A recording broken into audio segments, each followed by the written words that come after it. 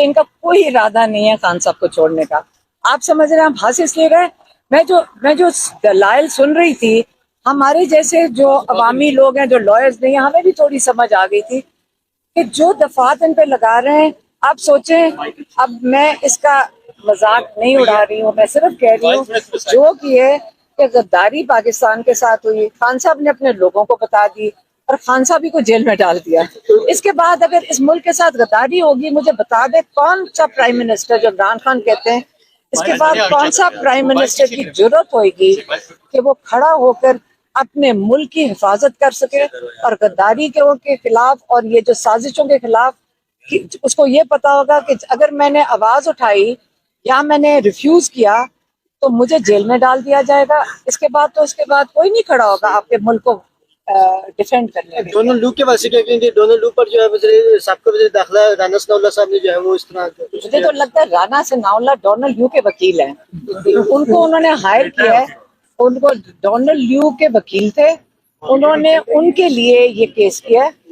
हालांकि ये foreign ministry को फिक्र होनी चाहिए कि मेरा साइफर की कॉपी किधर गई। हालांकि साइफर तो आपको सारों को पता नहीं है कि साइफर में क्या है, सबको पता है। वो इमरान खान ने तो नहीं आपको बताया था, वो एक अमेरिकन जर्नल उसके अंदर छपा था ना। तो फिर अमेरिका वाली वो जो इंटरसेप्ट है, मुझे तो लगता है सारों को फिर जेल में डालना पड़ेगा, सबके पास कोई भी कॉपियां। प्राइम मिनिस्टर के खिलाफ साइफर कराता तो वो भी जेल में चला जाएगा। इसमें किसी तरह अगर साइफर आते रहे तो साइफर नहीं आया, वो एक धमकी आई थी प्राइम मिनिस्टर को उतारने की। पाकिस्तान की सॉवरेनिटी के ऊपर इससे बड़ा हमला हो सकता है और उसके लिए इमरान खान, क्योंकि उसने अपने लोगों को बताया, आज जेल में।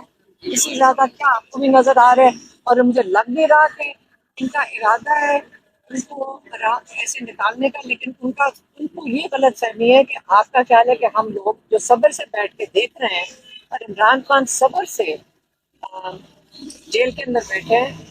इमरान खान कभी लॉ नहीं तोड़ा उन्होंने, आज तक कभी उन्होंने चीज ऐसी नहीं की जो पाकिस्तान के कानून के खिलाफ है। अब ये है कि वो सब्र से बैठ जाएंगे, हम सब्र से बैठ जाएंगे, कब तक नहीं चलेगा ये। वो सब्र से बैठ जाएंगे, हम नहीं समझ। आज इमरान खान साहब ने एक जेल से पैगाम भी जारी किया है, क्या कहेंगी?